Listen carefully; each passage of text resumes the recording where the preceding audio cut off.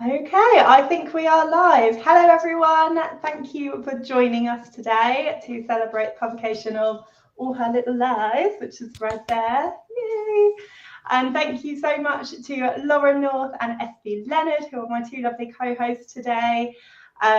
Before we get started, we've got lots of fun things happening. We've got games that we're going to be playing, and we're going to be reading a bit about the book, and we're going to be giving away 3 amazing prizes, which I will talk a little bit about later. But before we jump into that, I am just going to do a quick introduction of my lovely hosts here.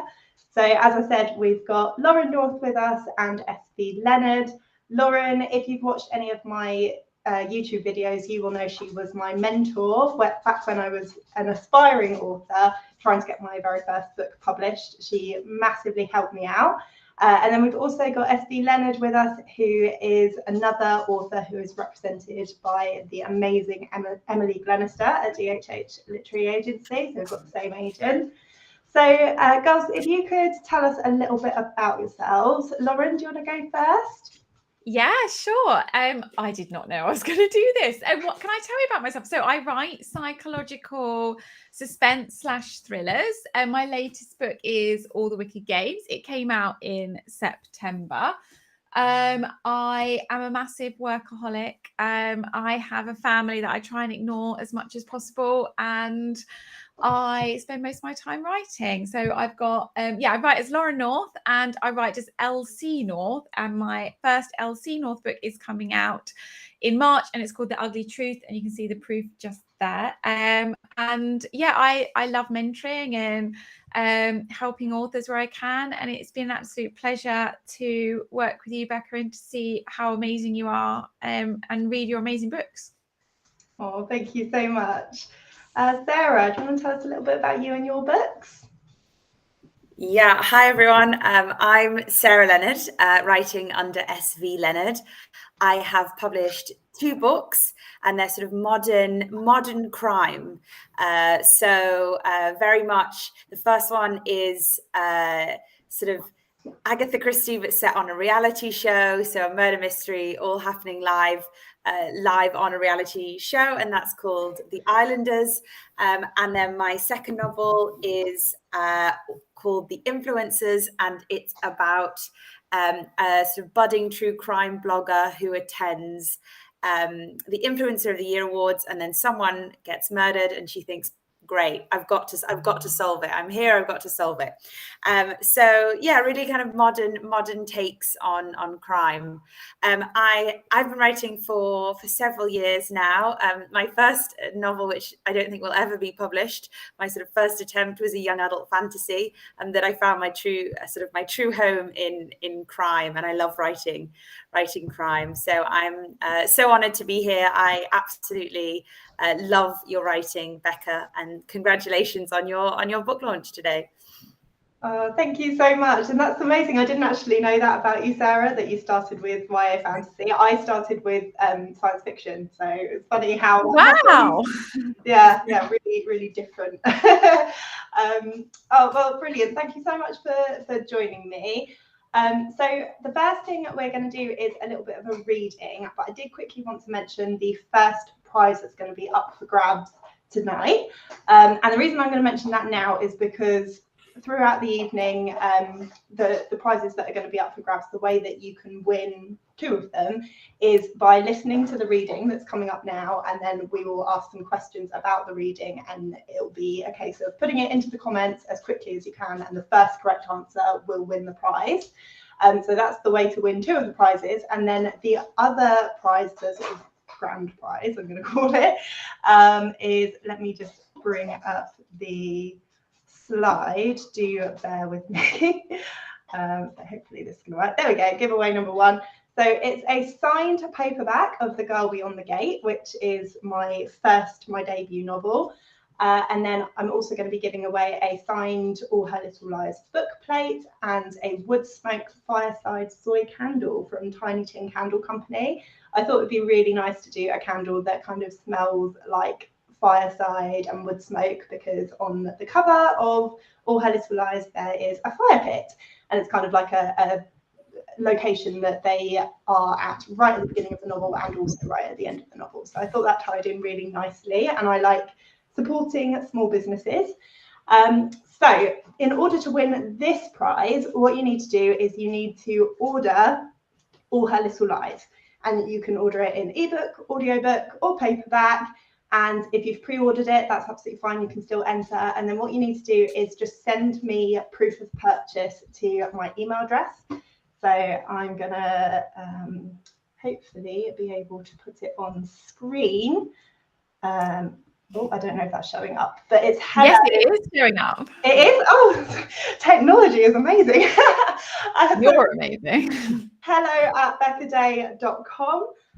So all you need to do is send your proof of purchase to that email address, and then at the end of the live stream tonight, I will pick randomly from the emails I receive, and you will win this grand prize. So let me pop that away and then bring us back. Lovely. We're going to start off by reading a little bit of All Her Little Lies. I chose to do chapter 1 as opposed to the prologue, just because a little bit more happens in chapter 1, and I really like the cliffhanger that chapter 1 ends on. So hopefully you guys will too. So I'm going to read a little bit, and then you'll be bored of listening to my voice. So Lauren's going to read a little bit, and then Sarah's going to read a little bit. So, okay. Chapter 1, Alex, the day of the murder. This is nice. I swirl my red wine around my glass before placing the rim to my lips and taking a sip. It's been ages since we last hung out. Cynthia glances down at her lap, and I feel a twinge of awkwardness, like I've said something wrong. My face burns. It really has been ages. Ever since Cynthia's mum passed and left the farm to her, things have been weird between us. I suppose we're still trying to figure out this new employer-employee relationship that's been thrust upon us. Cynthia isn't used to bossing me around. If anything, it's always been the reverse. She must sense the unease in the air as much as I do, because she gives herself a little shake and tops up her own glass before offering the bottle to me. I know, I'm so sorry, Alex. It's just been mental, you know. I nod and pour the last few droplets of wine into my glass. I don't really know, but I can imagine. My job as farm manager is fairly simple. Get up, tend to the animals, make sure everyone knows if they're on crops or livestock duty, rinse and repeat. The paperwork side of the farm has always eluded me. I suppose I'm not particularly business-minded, not like Cynthia. A shiver runs through me as a breeze picks up, and I shuffle closer to the fire pit. The crackling and the woody smell evoke memories of simpler times. We used to spend most evenings huddled around it during our teenage years. It was our place to share the woes of annoying parents, to rate boys and scoff biscuits stolen from the high kitchen cupboard. It seems simultaneously like only yesterday and an eternity ago. The flicker illuminates the exterior of the farmhouse in such a picturesque way, like something out of an oil painting, highlighting the crevices of the old brick and plunging the surrounding fields into darkness. The only sign of life around us is the song of crickets amongst the grass and the lights from my house over on the far end of the farm. Jace is working late again, so Daniel must have got home from his shift at the pub without my noticing. I stupidly feel rather guilty about sitting out here socialising while Daniel is home alone, even though at 19, he's basically an adult now, and more than capable of being on his own for a few hours. Jace has told me time and time again that I need to stop being such a worrier when it comes to our son. But that's easy for him to say. The accident never affected Jace in the way it did me. My fingers twitch and I brush my hand over the scarred skin on my forearm, forcing my eyes away from the house and back to Cynthia. The fire illuminates her as well, her long lashes casting stripy shadows across her cheeks, and her blonde hair shimmering. She looks so much like her daughter. How's Hannah coming along with her uni choice? Cynthia stiffens. This has been a sore subject for a while now. She's still not made a decision. She wants to take a gap year, but she's not even travelling or planning on doing anything useful with her time. I think she's been a little distracted lately. Distracted how? There's a pause while Cynthia pulls her cardigan tighter around herself and swigs the remainder of her wine. Oh, yeah, you know, she says eventually, the never-ending problems of a teenage girl. Still, at least she's actually considering university, more than I can say about her brother. She purses her lips, bends down and balances the empty wine glass on the uneven ground. I consider offering to go and grab another bottle from my place, but decide it's probably best not to. She's restricted herself to just the 2 glasses, ever the responsible mother. I, meanwhile, have made no such promise, but it's probably wise for Cynthia to stop drinking before she ventures past tipsy. I can always tell she's getting there from her body language, the way she starts retreating in on herself, just like she used to when we were underage teenagers, sneaking cans of cider behind the pig barn. Once she gets past tipsy, she always becomes sad Cynthia, mulling over things and moping about how underwhelming she finds her life. She never wanted to own a farm. She wanted to be a designer, fashion or interiors perhaps. Farming was always my thing, my dream ever since I took the job as poo sweeper at age 16. She got plunged into it when her mum got ill, and now I think she only stays out of a sense of obligation. I think she knows there's some resentment on my part that I wasn't left in charge, especially after all my years of service, but blood runs thicker than water. I know that. Bradley's still not decided what he wants to do, I ask. She doesn't try to hide her smirk. He'll be working at the co-op for the rest of his life, guarantee it. That's boys for you. Daniel's just as bad. I had hoped he might pick up some good habits from Hannah, but it's as if having an overachieving girlfriend has given him a chance to slack off even more. I let out a laugh, but trail off as I realise that I'm the only one laughing. Cynthia's face is pulled into a scowl, her eyes fixed on the fire, the flames reflected in her glassy eyes. What's the matter? Her eyes flick back up to me and she shakes her head. Nothing. It's nothing. Cynth, it's me. What's wrong? I wince, the words sounding strange on my tongue. Had this been a year ago, 6 months ago even, I wouldn't have thought anything of it. When you've been friends as long as we have, telling each other everything that's going on in our lives is a given. But our friendship has changed over these past few months, distorted, as if by becoming Cynthia's employee, I've become a different person, the good times and memories erased. Cynthia fiddles with a loose thread on the sleeve of her cardigan. Daniel's just been very intense with Hannah lately. I blink, taken aback. What do you mean? You know what? Forget it. Do you fancy any crisps? I'll go grab some from the house. Thai sweet chili okay? Hang on, I stand in unison with Cynthia. You can't say something like that and not explain. My mind is swimming. Of all the things that I thought might be bothering Cynthia, my son certainly wasn't it. Daniel's been dating Hannah for over a year now, and they've been happy. Classic teenage sweethearts. I've even made a few jokes to Jace in the past that we should learn a thing or two from them. He's been so busy at work these past few months, we barely see each other. And when he does get home, he's too tired for anything in the bedroom that doesn't involve snoring. I never thought I'd be jealous of my teenage son's romance. Cynthia shuffles from foot to foot, her expression pained. I don't want things to be weird between us. I have to stop myself from saying weirder than they already are and just stare expectantly at her instead. Hannah told me he's been making her feel a little uncomfortable recently, talk of moving in together and asking her to choose a university close by. Apparently, he even mentioned kids once. Oh, he's just enthusiastic about their relationship. You know what teenagers are like, so eager to grow up. But Hannah isn't ready for that kind of commitment, she says. She's still figuring out what she wants from life. She doesn't want to be thinking about settling down and having kids. Anger bubbles in the pit of my stomach, my protective streak surfacing. She doesn't or you don't. And what's that supposed to mean? I mean, this sounds an awful lot like you pressuring her to go to uni rather than Daniel pressuring her to be in a committed relationship.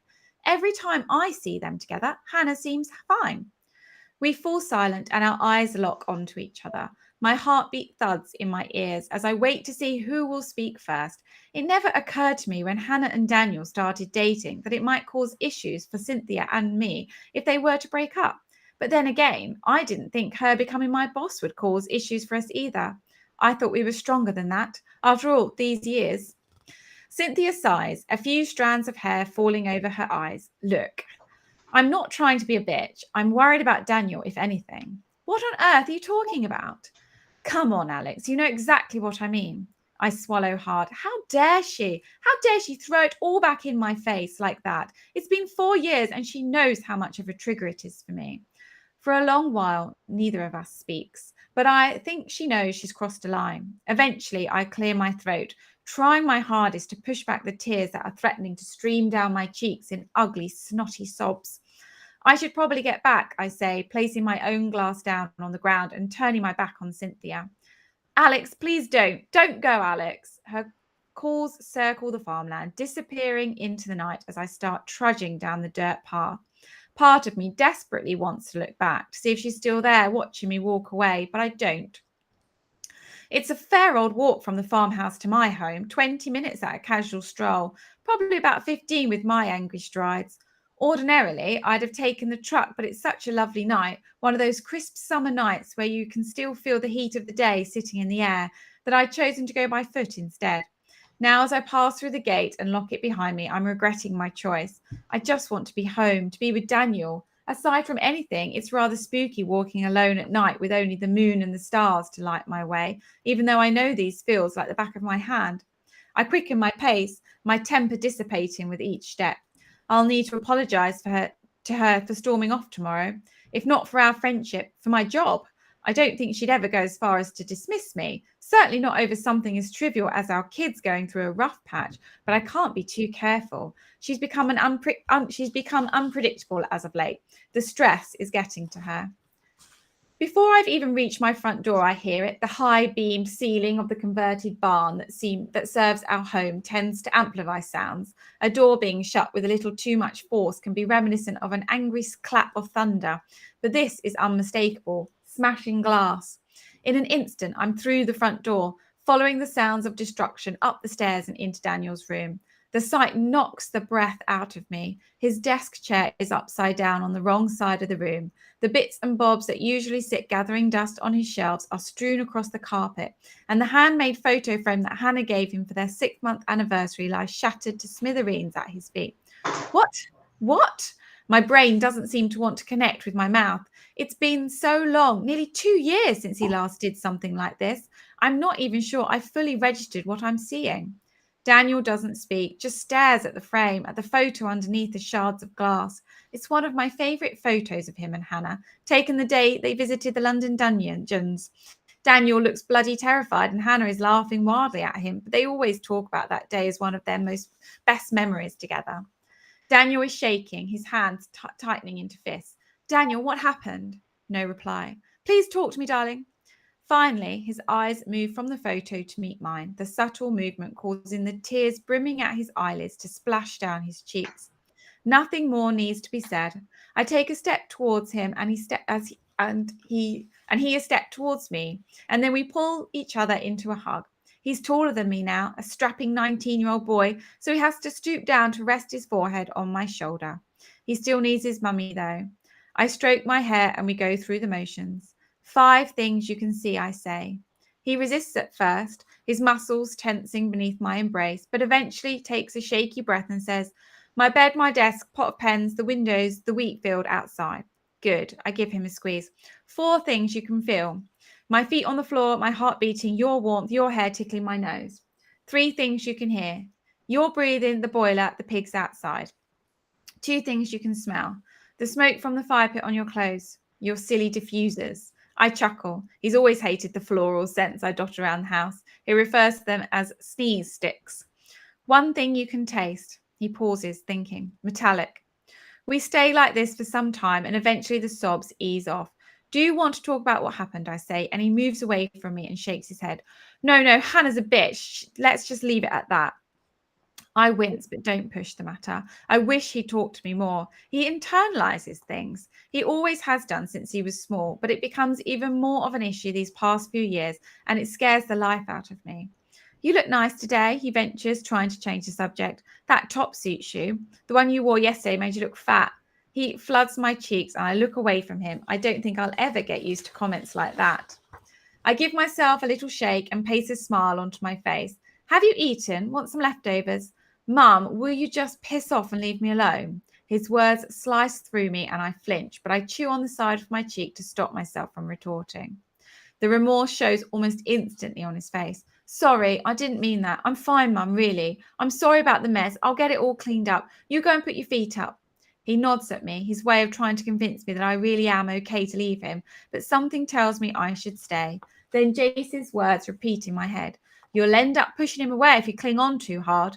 I know, he's right. So I suck in a breath and bury the worries, the anxieties right to the back of my brain, lock them in a little box and leave the room. Downstairs, my body is restless. I pace, sit down, stand up, and go to look out of the window. The surrounding fields stare back at me, bleak, empty, no sign of headlights. I hate it when Jace is on late. He works at the hospital, so his shifts vary constantly. Sometimes he isn't home until 3 or 4 in the morning, and even though he tells me his work schedule ahead of time, I can never remember when he's due home, so I never know whether to wait up for him or not. I really should get us a calendar and write it all down, or utilize the one on my phone like Daniel keeps suggesting. My foot taps on the glossy floorboards beneath me and my fingers twist around each other. I need something to distract myself, to stop me from going back upstairs and crawling into bed with Daniel like I used to after he'd had a nightmare. Giving myself a little shake, I move to settle myself in the armchair and pull out my latest cross stitch. It's a tree, but the leaves are splashes of multicolored paint like a watercolor. This is my anxiety cure. It gives my hands something to do, gives my brain something to concentrate on. One of my favorite things to do is to sit in this chair, the fireplace letting off a cozy warmth beside me, slide the needle in and out, repetitive, mindless. I jump awake with a start. The fire is still blazing beside me. The windows are still black. I haven't been asleep for long. Bleary-eyed, I check the time on my phone. 11:40 p.m. I arch my back, allowing the air between each vertebra to pop and click, then heave myself up from the armchair and make my way upstairs. Daniel's door is still ajar, but his light is off. He must be asleep. I peek round the corner, but my eyes are still adjusting to the dark and I can't see anything. Pursing my lips, I flick the landing light on, light flooding through the crack in the door and highlighting his bed. He's not there. Daniel? I check each room, slow and methodical at first, then quickening my pace as the sense of dread grows. It's always there, lurking in the pit of my stomach. Usually I can squash it down, pretend it isn't there, but as I push open the last door of our house, I know it's one. I pull out my phone and press number 1 on the speed dial, listen to the drone of the ringtone and the automated voicemail message. Daniel isn't here. I take a few long, deep breaths and reason with myself. He's probably gone for a walk to clear his head. Nothing to worry about. We live in a small, friendly village. Even at this late hour, it's not like he'll be wandering down city alleyways or running into drunk arseholes who fancy stealing his shoes. Daniel will be fine. Except that's exactly what I thought that night. The front door bangs against the barn wall as I fling it open, and the cold of the night hits me, winding me. I scan the fields, still empty, asleep, but the farmhouse's lights are on. The fresh air is enough to sober me up and clear my head. Hannah? Maybe he's gone to see Hannah, to talk out whatever's going on in their relationship. My hands shake as I fiddle with the keys to my truck and nearly drop them. But eventually I'm clambering into the driver's seat and powering down the dirt road, sending a cloud of dust billowing up behind me. Cynthia, I call as I press my finger to the doorbell. Its trill sounds from inside the house, oddly piercing against the quiet of the night. When there's no response, after a few seconds I try again, then again, and again. My hands are so cold, my fingerprint doesn't work on my phone, and I curse as I tap out the code to unlock it. Part of me hopes I'll see a missed call from Daniel, that he's tried to call me back, and in my fluster I haven't heard it, or maybe I accidentally put it on silent again. He's told me off so many times for that. But there's nothing, no missed calls, no messages. I scroll to Cynthia's name and hit call. At first I think she's not going to answer either, but eventually the ringing is replaced by a crackling noise. She's driving. Hello? Cynthia, it's me. Hello, Alex. Sorry, I can't hear you. I'm on the motorway. My chest tightens. Don't lose your rag. Don't lose your rag. I raise my voice. Cynthia, I'm looking for Daniel. Has he been at yours? What? Daniel? I don't think so. I'm not sure. I frown, noting the tension in her voice. What's the matter?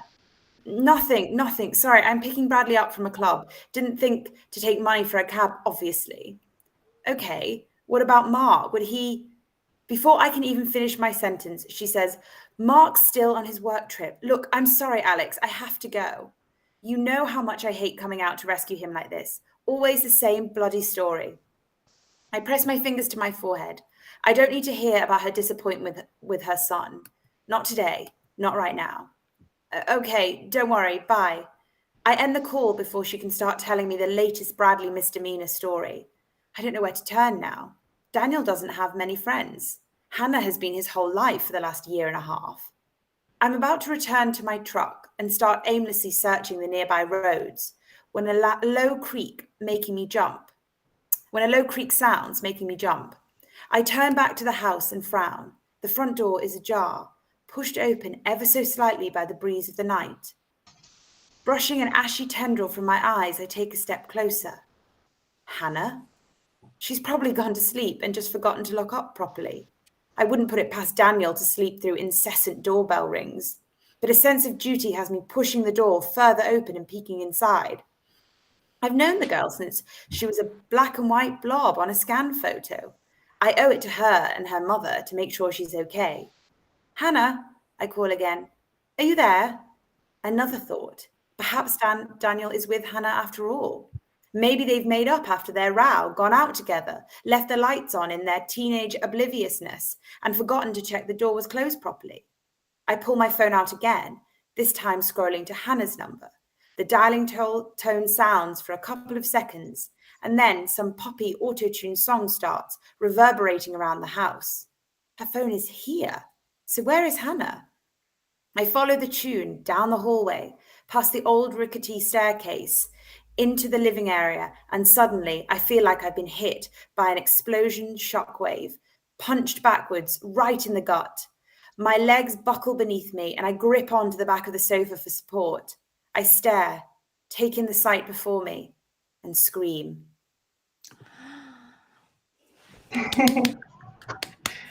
Thank you so much for reading it so beautifully. It's so weird when I hear other people read it. I don't know if you girls have that with like when you hear audiobooks of your books and things like that. Do you find it weird when other people read it? Yeah, I do. I do. When I was sent sort of clips to choose an audiobook reader, I actually couldn't do it. It made me cringe, which is so strange because I can sit and read my book, but hearing someone else read it aloud I found it quite odd. Yes. You did a great Cynthia, Sarah. It's brilliant. Yeah, definitely did. Okay, so we're going to do the second giveaway. So just a reminder, for the first giveaway, the grand prize, you need to have ordered All Her Little Lies in ebook, audiobook or paperback, and then emailed me a proof of purchase to hello@beccaday.com. So do be doing that if you haven't done it yet. But for the second giveaway, let me see if I can do this again. I'm going to move. There we go. So for our second giveaway, we have ebook copies of The Islanders and The Influencers by S.B. Leonard. So both of her books she is very kindly giving away. So to win this prize, you need to comment as quickly as possible in the comments below. So the question that you need to answer is, what is one of the things that Daniel smelled? What is one of the things that Daniel smelled? So pop your answers in the comments, and the first correct answer that I spot will win this prize. So what is one of the things that Daniel smelled? So I will leave you to answer that for a moment. We will move on to, we're going to do a little game. So let me see if I can move over. Okay, so we're going to do, would you survive a thriller novel? So for this, I'm going to be asking questions to Lauren and Sarah, and then you guys can also, oh, we've got sneeze sticks there in the comments. Well done, David. You have won S.B. Leonard's ebooks, so I will get in touch with you at the end of the live to organise that prize for you. Sticks even, yes, that's right. Okay, so would you survive a thriller novel? So for this, I'm going to be asking these questions and getting answers from Sarah and Lauren, but you guys watching at home can also answer. And then just keep a little note of the answers that you give, so whether it's A, B, C, or D, and then at the end tell me whether you have answered mostly A's, mostly B's, mostly C's, or mostly D's. So I hope that makes sense. So the first question is, how do you start your day? A, with a nutritious breakfast and gym session. B, coffee and more coffee. C, usually rushing out the door without having eaten. Or D, seeing what people are up to on social media.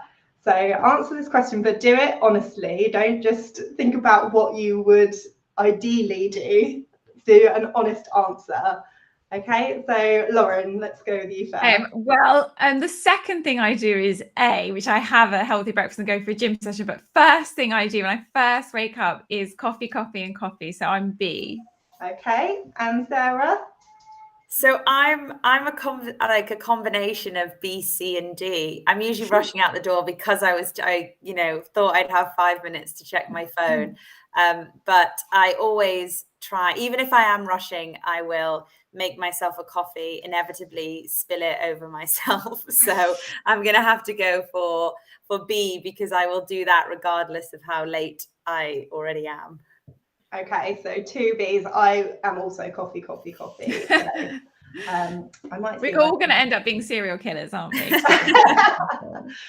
Okay, so the next question. Just takes forever to move on to the next one. There we go. So you receive an ominous note saying, "I know what you did." Do you A, take photos in case you need evidence later? B, call the police? C, assume it's your roommate or significant other playing a prank on you? Or D, panic about what you did? Oh, I'm definitely D. I would definitely panic about what I've done. Not what I've done, but what someone's discovered I've done. I would do A, I think. I mean, it wouldn't surprise me if somebody'd known what I'd done, because I pretty much tell everybody everything anyway. So it's like, I wouldn't know who would have sent me the message, because I blabber on all the time. So probably A, even if I was just sending it to some friends as like, oh, ha, look at this note that I got. Okay, make sure you're noting down what answers you're giving, and anyone who's playing at home as well, make sure you're noting them down. Lucy, I can see you're putting them in the comments, so that's great. Okay, let's move on to the next question. So you get a phone call from an unknown number, but when you pick it up, it's just heavy breathing on the other end of the line. What do you do? Do you A, first a note, now this call, time to investigate? Do you run away? C, clearly someone is messing with you today, ignore it? Or D, it wouldn't happen because you never answer calls from unknown numbers? Do you want to go first this time, Sarah? What would you do? Probably D, I think. I'm so bad at answering my phone, so probably D. Yeah, that would be me too. Yeah, I think sometimes I'm D and then sometimes I'm C. So I'll say C this time. Clearly someone is messing with you today, but I'd ignore it. Okay. Right. You go for a walk and have a feeling that someone's following you. Do you A, discreetly message your friend to tell them your location? B, run away? C, keep walking and hope for the best? Or D, confront them? Oh, well, actually, this happened to me once, and I just ran away, so I'm definitely B. Was someone actually following you? Yeah, I was on a run, and there was a flasher. It was fine. It was ages ago, but I ran a lot quicker. What about you, Sarah? Have you ever been followed? I don't think so. Not that I'm aware of. I would probably. Depending on how worried I felt about it, I might, discreetly message a friend, I think, and tell them my location. Okay. Right, final question. You accidentally stay out too late and it gets dark. Do you A, call a friend to come pick you up? B, use the torch on your phone to light your way? C, hitchhike? Or D, go, it's fine, the dark doesn't scare you? You better go first, Sarah, because I don't ever stay out too late. Oh, this is a tough one. The dark does definitely scare me. But I'd probably maybe call an Uber. I probably wouldn't call a friend if I'd stayed out too late, but I'd probably call a cab, I reckon. So that counts as A, I think. A. Sorry, the slide hasn't updated, Becca. Could you tell me the answers again, please? Sorry. Yeah, I hope it has for everyone else. It says you accidentally stay out too late and it gets dark. Do you A, call a friend to come pick you up? B, use the torch on your phone to light your way? C, hitchhike? Or D, go, it's fine, the dark doesn't scare you? I'm B. I definitely use the torch on my phone. Okay, so tell me now whether you're mostly A's, B's, C's or D's, and let me know in the comments as well if you're playing along at home. So Lauren, what answer did you mostly get? I got mostly B's. Mostly B's, okay. And Sarah, what did you get? I was mostly A's. Mostly A's, okay. What were you, Becca? Oh, I can't remember. I think, I don't know. I can't remember. I played it when I first put the questions together and now I can't remember what they are. Let me quickly do it. So, oh no, I've gone backwards. Wait, no. See, this is why I don't mess around with technology. Sorry, it's my fault for asking that question. I thought you were doing it too. How do I? Well, David's mostly D's. And David's mostly D's. Okay, right. Let me just get my PowerPoint back because I've lost it. Chloe's mostly A's like you, Sarah. Okay, so the first one's how do you start your day? So I'm definitely B, coffee, coffee, coffee. Ominous note saying I know what you did. I would probably assume it was my husband playing a prank on me because he does that a lot. So that's C. Phone call from an unknown number. I'd never answer unknown numbers, so that would be D. Go for a walk and have a feeling someone's following you. I would probably keep walking and hope for the best, to be honest. So that would be C. And stay up too late and it gets dark, I would use the torch on my phone. So I'm mostly C's. So what were you, Lauren? I was B's. B's, I was C's, and then Sarah. A. Oh, we're all different. Which one of us is the killer? Right, let me share my screen again with the answers.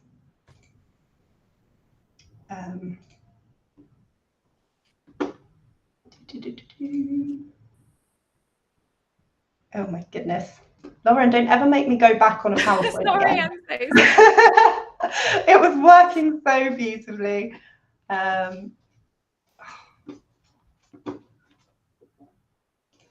Okay, I've got it. Hang on, I need to just. Hey, well done. I need to go back to the answer screen. I'm so scared of the dark. Whenever I'd be too scared to walk with the torch. Even if there weren't any people around, I'd be convinced that there was a ghost or something. Even though I don't think I really believe in ghosts, but I'm just such a scaredy cat.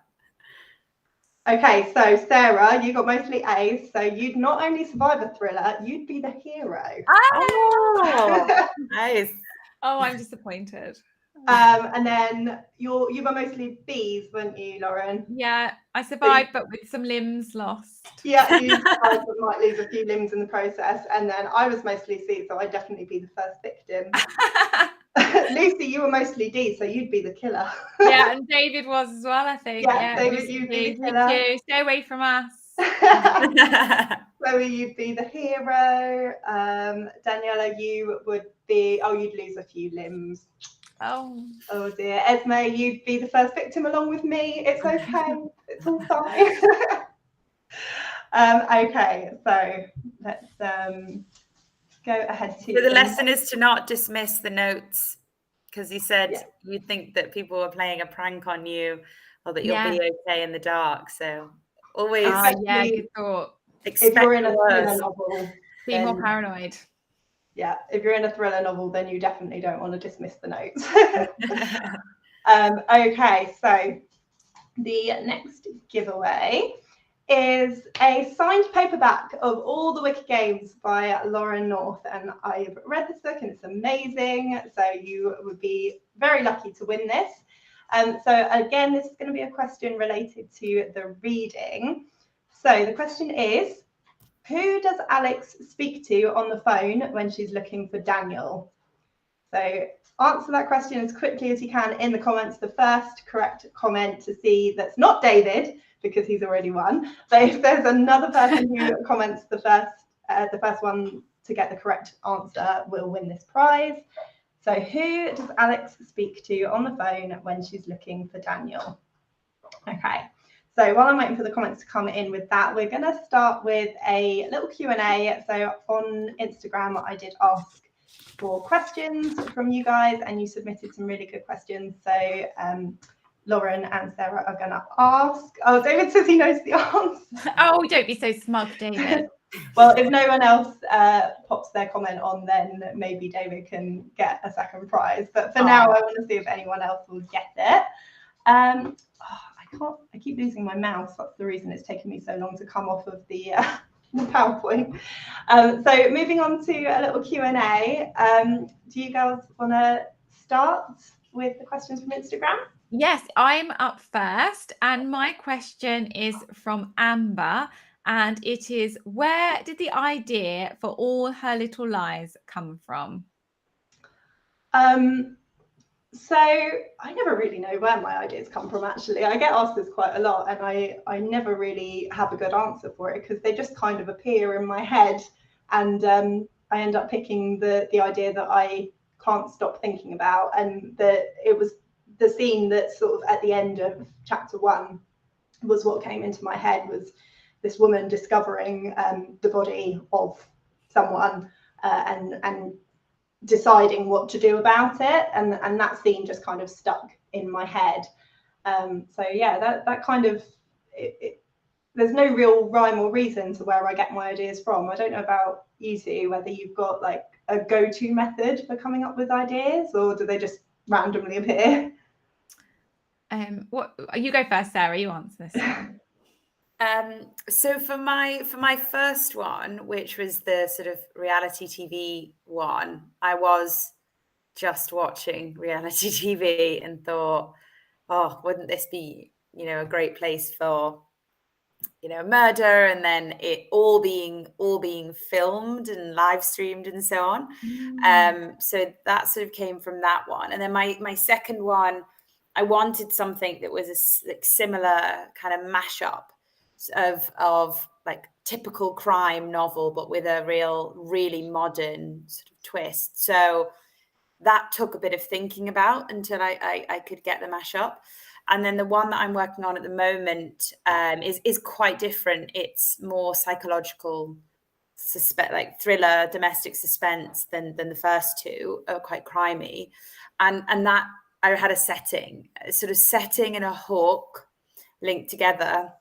And then from that, I can't say from that, that's where I got the plot, because I'm only halfway through and I haven't figured out the ending yet. But yeah, different things, sometimes they pop in, sometimes you're forced to by trying to think of a good follow-up. And then sometimes you just think of a setting, and then from that, it kind of spirals. So many different spaces and ways for me. Yeah, setting does play a part as well for me. I've always wanted to live on a farm. I don't know why, but I've always pictured myself as a bit of a farm girl. So. Probably not anymore now you've written that book. No. I think we wouldn't. Yeah, I was like, I'll live vicariously through my books. What about you, Lauren? Oh, I'm the same as you. They sort of come out of nowhere, and then I write them down, and then I try and make sure they're hooky enough. So if I have a really good idea, but I can't put it into a couple of sentences as a hook, then I probably wouldn't do anything with it. I think I really am a commercial fiction writer. So if I can't explain what it is really easily, then I just don't think it's quite my book. So that's how I do it. But yeah, same as you, I think, pretty much. Yeah, I think I knew I was onto something with this one, because I pitched it a little bit differently, but I pitched it to my agent, and she sort of went, yeah. And so I was like, okay, well, that means that it's good. Okay, I've noticed that we've got a correct answer for the second giveaway come through. So Chloe, well done, you've won a copy of All the Wicked Games by Lauren North. So again, I'll get in touch with you at the end of the live stream and figure out your address and everything so that you can get the prize. And also, if you guys have any questions who are watching at home, then you can just pop them in the comments and we'll get to those as well. So Sarah, what's the next question from Instagram? Yeah, so this is a question from Lucy, and I think Becky, you're a great person to answer this because obviously you have your YouTube channel. So the question is, how did you begin writing, and what is your writing process like?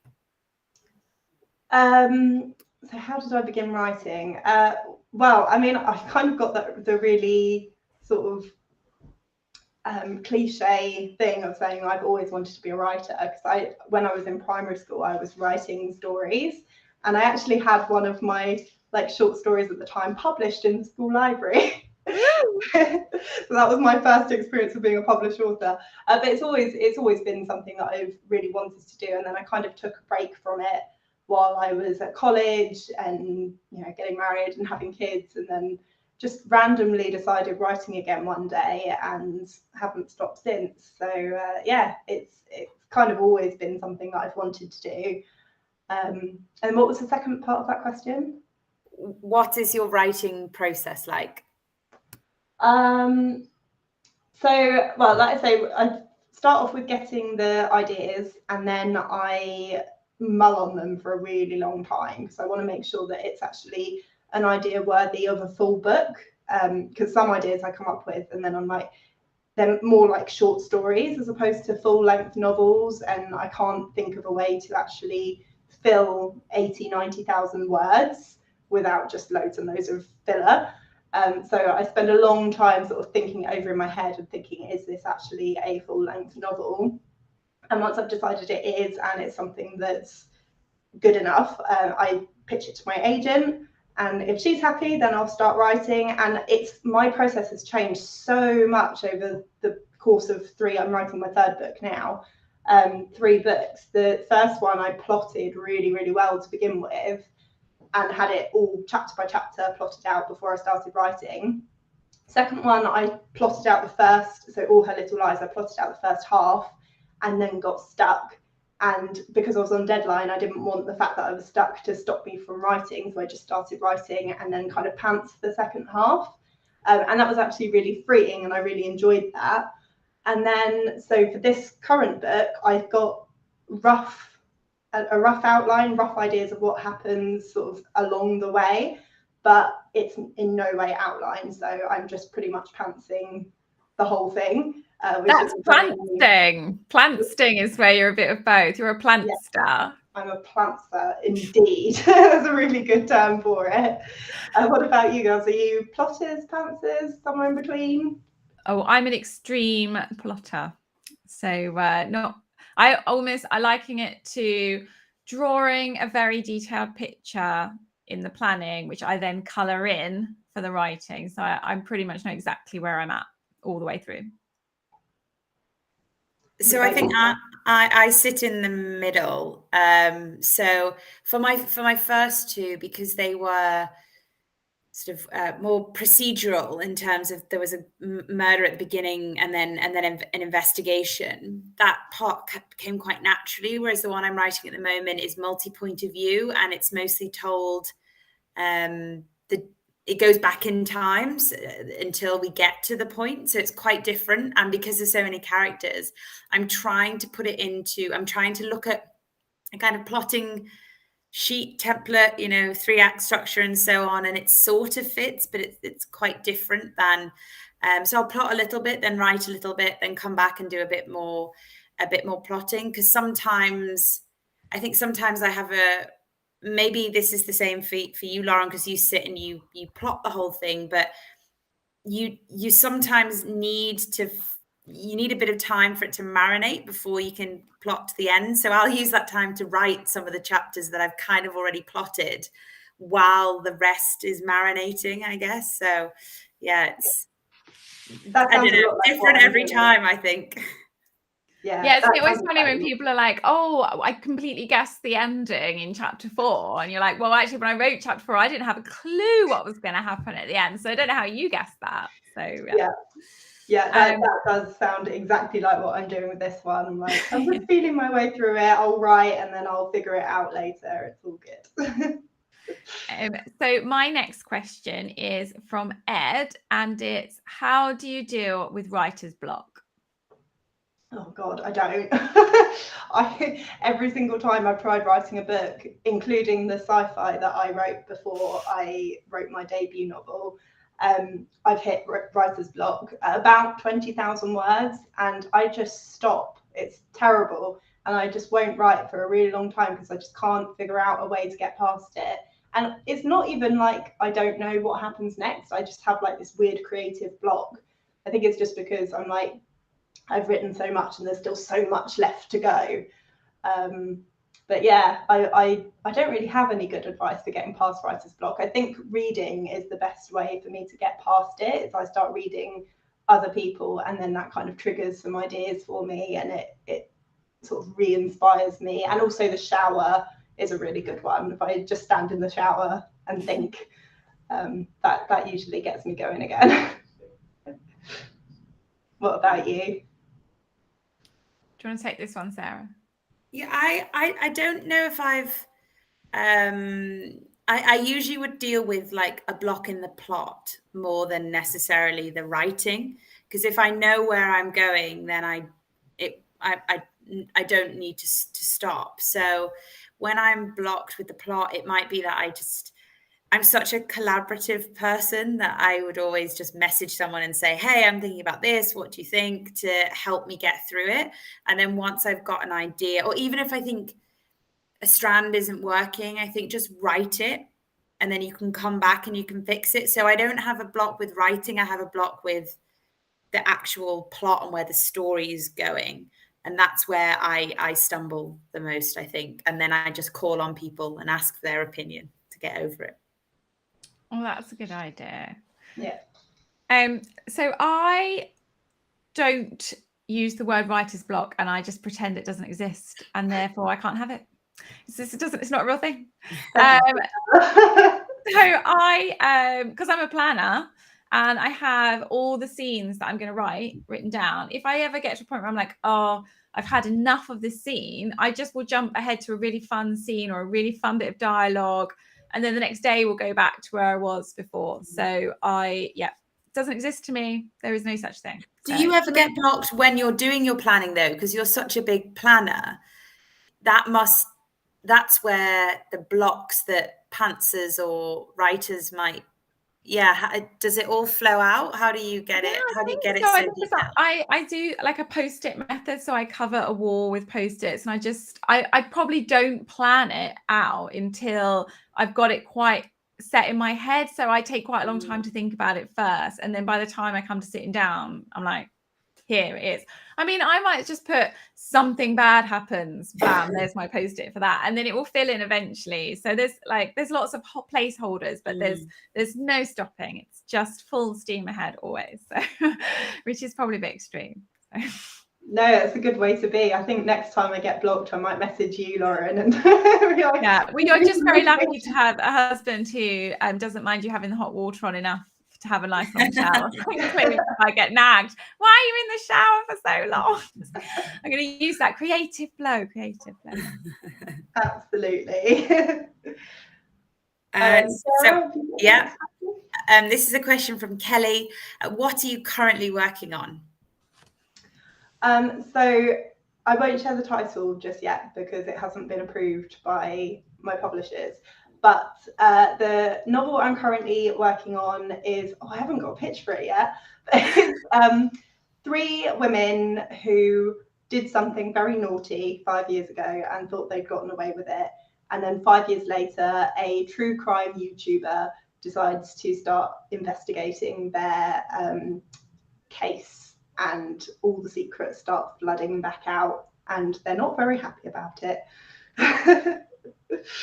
So that's how, and it's kind of like a mix of narratives. So you've got the normal sort of story narrative, and then there's some chapters that are transcripts of the YouTube videos. So it's playing with that a little bit, which is quite fun. Lauren, what are you currently working on? So I've just got the structural edits in for a book that's out in July. It hasn't got a title yet, but the premise of the book is that you're driving home from work and it's dark, it's November, it's raining, and you stop at traffic lights and while you're stopped, a man jumps into your car with a knife and forces you to drive 300 miles across the country. But you had somewhere you had to be that night, so whatever happens, someone's going to die. Basically, that's my pitch for that one. So the one that I beta read, isn't it?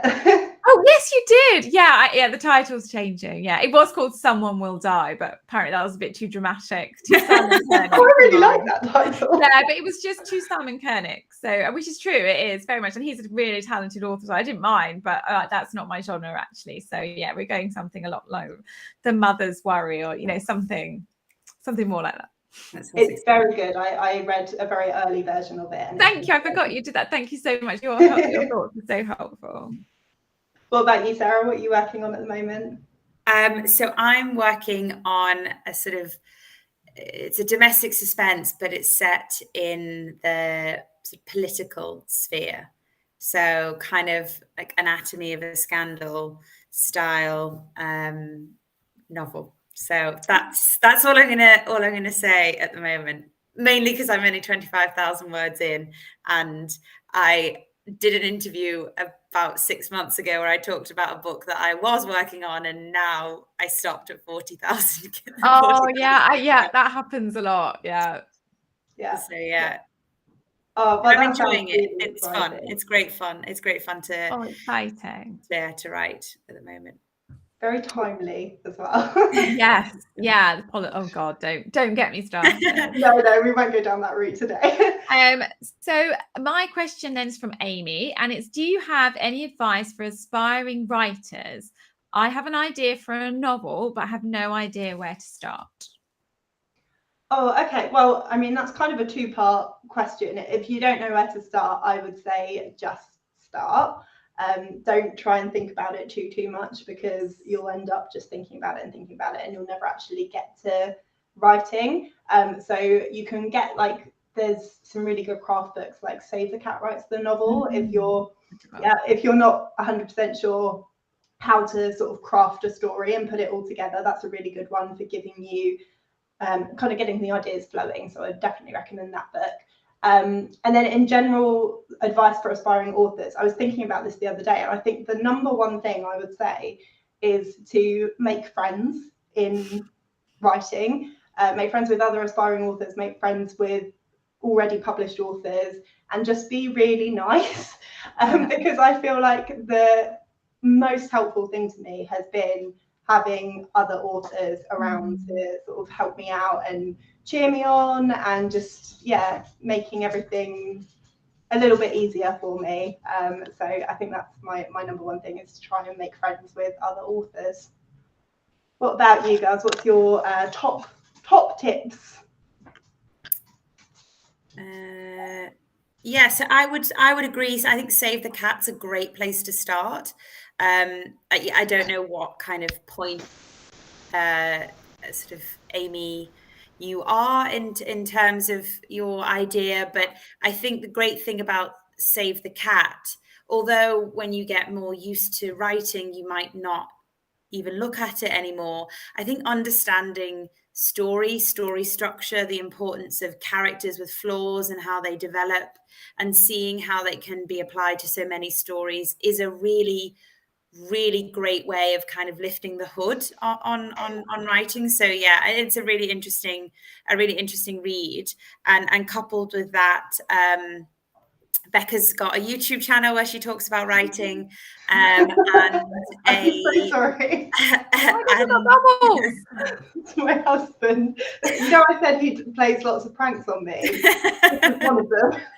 The bubbles are less ominous than a creepy note, though. So that's I wouldn't mind getting sort of. Carry on, Sarah. Sorry, ignore my husband. And Alexa Dunn, I know someone that you've spoken to a lot, Becca, but she was a YouTuber who really helped me understand how to write and story structure. So understand that first, and then totally agree with making friends, because at least in that, when you're doing it on the side, you don't feel like it's a real world that you're part of, and you can feel very removed from it. And sometimes it can even feel like that when you are writing and published. So having people that you talk to that are writers or, you know, want to get published will help you think, this is a real world that I can be a part of, not something that just exists in a secret corner of my mind.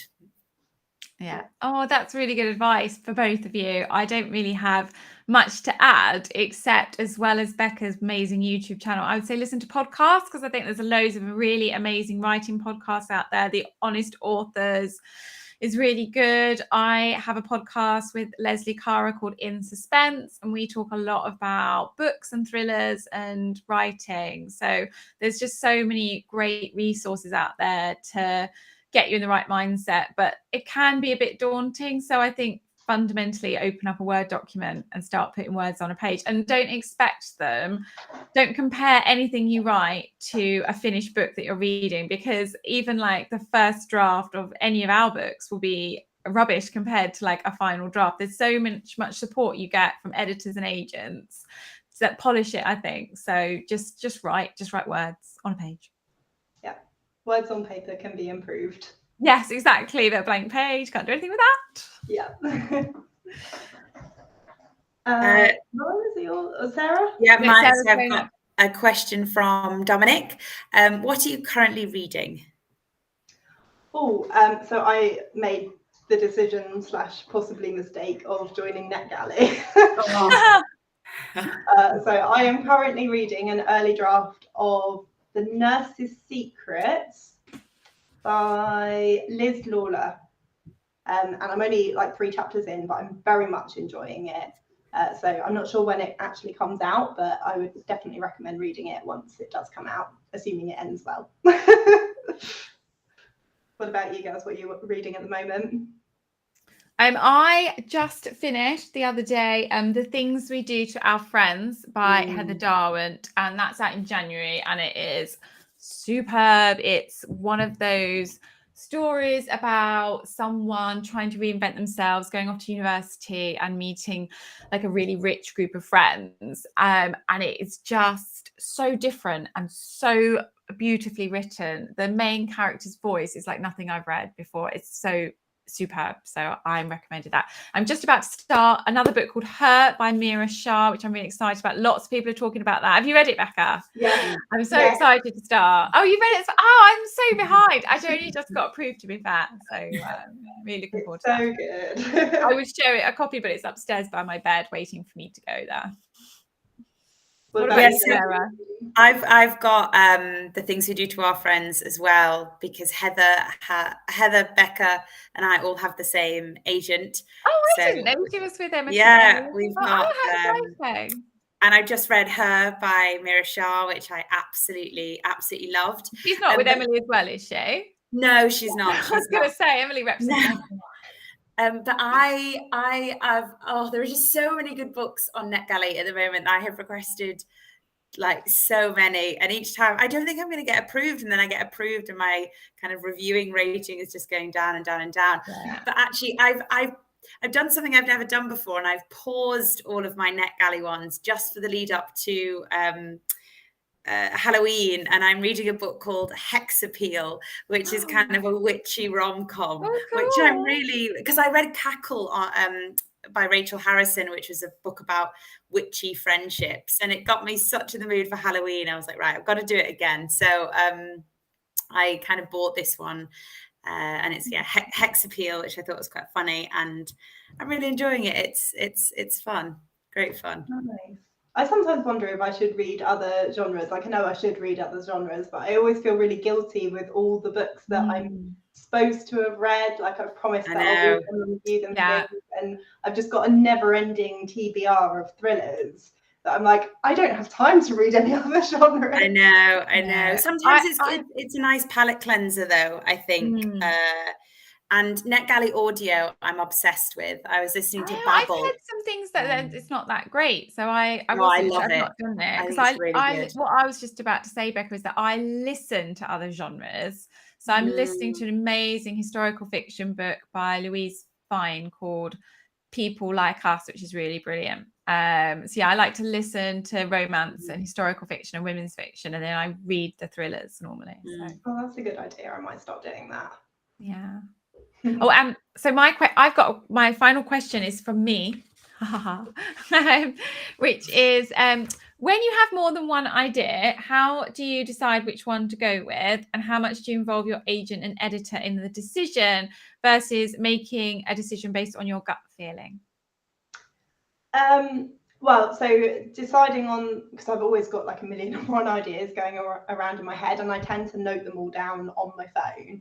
But the one that I end up going with is always the one that I can't stop thinking about, and that is most fleshed out in my head. So if I can think about all the events that will lead up to the final moment, then that's a good indicator that it's a really strong story. And so far, the process has literally been, I'll put together a pitch, like a really short sort of mini query, and send it to my agent. And then she says, well, so far she said she's loved every idea I've sent her, so that's good. But yeah, she basically tells me what she thinks, and then if she gives me the thumbs up, then I just start working on it. So it's been quite a nice sort of fluid process so far. I'm sure at some point I'll pitch an idea to her that she'll go, that's no good, don't do that. But, it probably won't be that it's no good. It's so hard. Like the more you write, the more you have to stay on brand. So it's like, oh yeah, it's a great story idea, but it's not in keeping with your brands. That's where like I get to, like, I'm like, this one doesn't have a mother in it. I was like, no, I'm a mother anxiety writer. Yeah, I feel like I'm gonna end up falling into that trap, because I do a lot of motherhood stuff. Although actually book 3 is not really about motherhood, but I feel like it's always going to be sort of female led, sort of secrets and lies and all of that kind of stuff. That's kind of my brand, which is fine because that's what I like writing. Yeah, that's what we like reading. Yeah. What about you, Sarah? So it's interesting you talk about brand, because the one that I was writing and then stopped was very on brand with my first 2. But the one that I changed to is a lot more hooky, I think, but slightly different in terms of brand. So it might be that, if and when it gets published, it might be under a different name, because it's quite different from my first 2. But particularly this one that I'm writing, it felt like something that I could really do justice for. Like, it was something quite, because of my day job and because I'm a civil servant, I have an insight to sort of politics. And so that felt, okay, well, I can bring really interesting insight to this particular one, versus my other one was, again, reality TV set. I had to do a lot more research. So that kind of felt like a really exciting one. But to be honest, I don't know. I think I need to get better at pitching them to my agent and saying, okay, these are the options. What do you think? Where sometimes I'll be like, oh my God, I love it, I'm just gonna write it. And then I realize, oh no, maybe it wasn't the right thing. Yeah, I sometimes send the options. And at one point I sent all the options to Lauren as well. I just sent her a big doc full of all of my ideas and was like, pick one. And I remember that, and All Her Little Lies was in it, and I was like, this one, ignore the other ones, don't write that one, write that one there. Just like, oh my gosh. I think I even messaged my friends and was like, oh my God, Becca's just sent me these ideas and one of them's amazing, and it is All Her Little Lies. So you can totally take credit for this. No, I can take no credit at all, other than I'm just so pleased that you wrote it, and it is as amazing as I thought it would be when you first pitched the ideas. And I will take no credit. You have to take all the credit. So yeah. Thank you. Okay, I think we've got one question from David in the comments. So it says, how difficult was it writing this book and book 3 with a newborn baby? It's definitely different. The first book I wrote, my eldest daughter was like 4, 5 when I wrote it.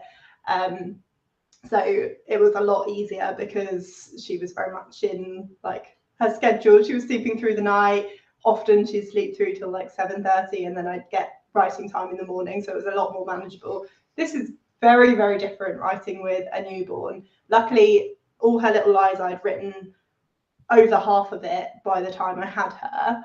So it meant that I, didn't have quite so much to write. This third book, I have an entire book to write with a now crawling, nearly walking 11-month-old. So yeah, it's just writing when I can, basically. Any snatches of time throughout the day, I'm sitting down and writing. So yeah, it's a process. I'm not gonna lie.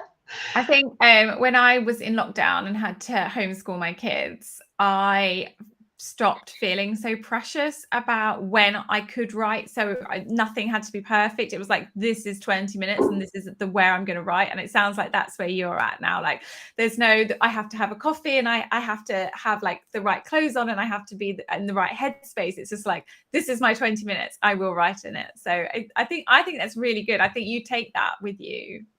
Yeah. It's interesting because I've been doing the 15-minute sprints. I actually put a video up about it a few days ago. I've been doing the 15-minute sprints that was trending on Twitter. Yes, I'm doing that as well. So yeah, she'd written like 40,000 words in 3 days, which was ridiculous. But doing these 15-minute sprints, and I tried that, and actually it worked amazingly. Yeah. I ended up writing like 2,000 words in sort of half an hour, 45 minutes. So yeah, that's been working really well for me. Yeah. Okay, right, so we're running a little bit over, so let's finish off by doing the final giveaway. So just to remind you, to win the grand prize, you need to have purchased All Her Little Lies in ebook, audiobook or paperback, and then sent me the proof of purchase to hello@beccaday.com. So the winner is a signed paperback, or the prize is a signed paperback of The Girl Beyond the Gate, an All Her Little Lies book plate, and a wood smoke fireside soy candle from Tiny Tin Candle Company. So I'm just going to really quickly head over to my emails and see who has entered. Oh, we've got quite a few come through. That's so exciting. I did have a little worry before this event, saying like, what if no one enters the giveaways? Okay, so got 7 people who have entered. So I'm just going to randomly do a number generator on my phone very quickly. Give me a minute. Okay, so the winner of the grand prize is M Brown. So thank you so much for entering, M, and I will email you back to arrange for your prize to be sent to you. And if I can get my mouse back, then I will be able to return back to the live. Where are we? Where's my mouse? There's my mouse. Should have just tried to do it without the PowerPoint. It made everything far more confusing than it needed to be.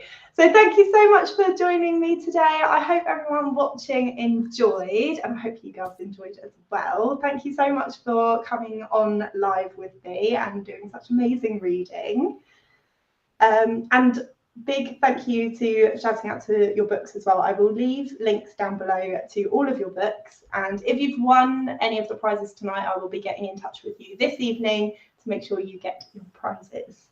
So thank you so much for watching, and thank you, Lauren, and thank you, Sarah. Well, thanks so much, Becca, and happy publication day. Congratulations. Yes, congratulations. Thank you for having us. Yes, absolutely. Brilliant. Thank you so much, everyone, and I will see you soon. Bye. Bye.